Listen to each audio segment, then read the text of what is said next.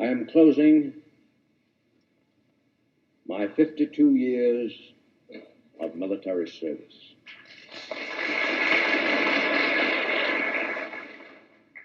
When I joined the Army, even before the turn of the century, it was the fulfillment of all my boyish hopes and dreams. The world has turned over many times since I took the oath on the plain at West Point, and the hopes and dreams have long since vanished.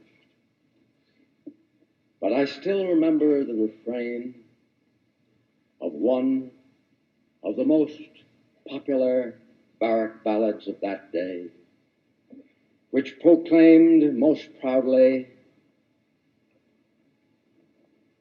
that old soldiers never die. They just fade away. And like the old soldier of that ballad, I now close my military career and just fade away. An old soldier who tried to do his duty as God gave him the light to see that duty. Goodbye.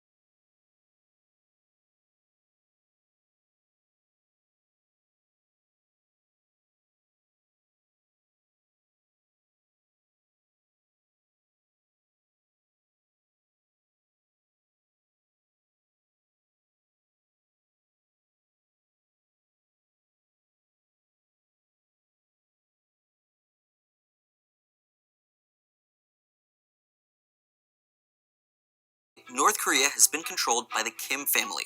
Kim Il-sung, Kim Jong-il, and today Kim Jong-un have each, in their own way, made North Korea the most secretive and repressive country in the world. But little has been publicly confirmed about North Korea's ruling family. So what exactly do we know about the Kim dynasty? Well, all three leaders are marked by their extreme cults of personality. Portraits of Kim Il-sung and Kim Jong-il hang side by side in every North Korean home, office, factory, and public space, along with an estimated 35,000 statues of Il-sung alone. In school, North Korean children are taught that they were clothed, fed, and nurtured by Il-sung's godlike grace, and that he liberated the country from Japanese aggressors by single-handedly shooting down warplanes. But in reality, Kim Il-sung didn't fight in Korea's anti-Japanese resistance or in the Korean War. This propaganda was created by the Soviet Union after World War II, when they instituted Kim as the first leader of what would soon become North Korea. Kim continued this propaganda war for decades, solidifying his position as the country's great leader. As such, he slowly shifted away from Soviet socialism and replaced it with his own political philosophy called Juche. Juche, which means self-reliance, is the idea that a country can succeed without any military or economic help from foreign powers, and it has been North Korea's defining policy since 1972. In 1994, after the death of Kim Il-sung, Kim Jong-il came to power. The second Kim is often described as North Korea's most secretive and ruthless leader. He believed that the less was known about him, the less could be used to undermine him. Kim didn't make a single public speech during his 17-year tenure, and even spread false rumors about himself in an effort to remain elusive. To this day, major details about his life, including his date and place of birth, remain unconfirmed. The so-called Dear Leader strictly limited North Korea's access to information and freedom of movement, and exacerbated the effects of a drought that killed as many as 3.5 million people. He also expanded a system of political prison camps characterized by torture, hard labor, and sexual abuse. When Kim Jong-il died in 2011, his third son, Kim Jong-un, became supreme leader. Kim Jong-un is best known as the dynasty's spoiled young prince. He's thought to be in his early 30s, and has reportedly spent millions of state dollars on imported luxuries, including designer cigarettes, expensive cognac, Japanese Kobe beef, and a custom-designed yacht. The third Kim has introduced some economic and political reforms, including allowing limited foreign tourism, reducing punishments for returning defectors, and allowing a handful of media organizations to open North Korean bureaus. However, Kim has largely continued his father's and grandfather's oppressive policies, and most unsettlingly, aggressively expanded the country's nuclear weapons program. So, how did the Kim family become such a powerful dynasty in North Korea, and what factors have allowed them to stay in power? Find out in this video.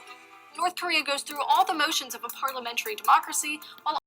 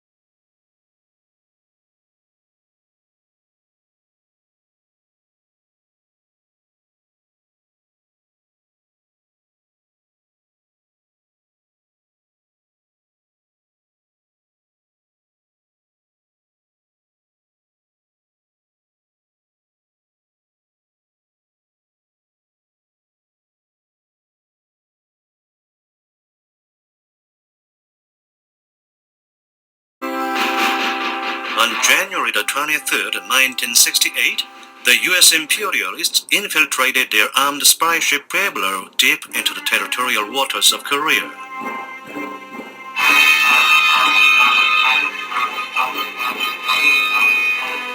The Navy of the Korean People's Army, who were defending the coasts of the country impregnably, captured the spy ship only in 14 minutes.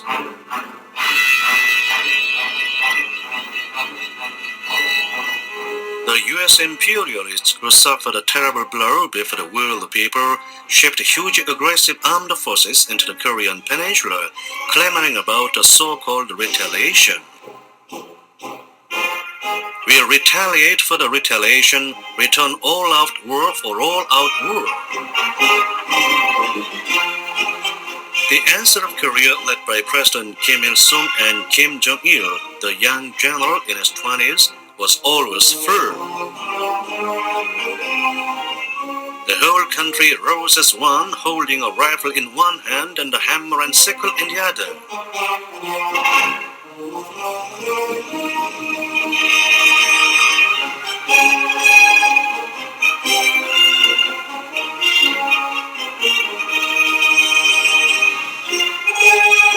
The U.S. imperialists went down on their knees again before the independent army and people of Korea rallied behind their leaders and signed the instrument of surrender.